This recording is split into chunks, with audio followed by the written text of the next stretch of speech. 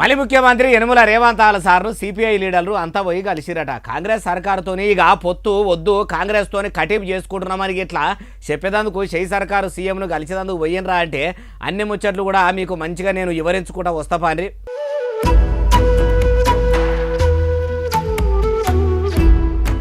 CM Revanth sir రాష్ట్రంలో కార్మికులకు జీతాలు పెంచుకుంటా కొత్త జీవోను తీసుకొచ్చిండు కదా. కార్మికుల తిప్పలు బాపే పని పెట్టుకున్నాడు, చాలా సంతోషంగా ఉన్నదని సుత్తెకొడవల్లి లీడర్లు ముఖ్యమంత్రి సార్ను కలిసి మురుసుకుంటా శనార్థి చెప్పిర్రట.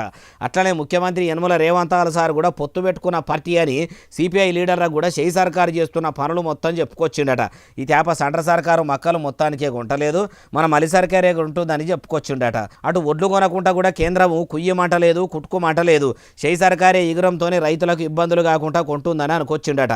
అయ్యా ముఖ్యమంత్రి సారు, మీ మలి సర్కారు పనితనమేందో ఎర్రన్నలకు మా అయ్యరికే. చాలా సార్లు అసెంబ్లీలో కూడా మీ షై సర్కారుతోని పొత్తు పెట్టుకున్నాం కాబట్టి ఏం అనలేకపోతున్నామని సిపిఐ లీడర్లు చాలా సార్లనే బాధపడ్డారు. ఇప్పుడు మీ మలి సర్కారు ఏం ఎలగబెడుతుందో అందరికీ ఎరకైతున్నది అంటుర్రు ఈ ముచ్చటిన్నోళ్ళు.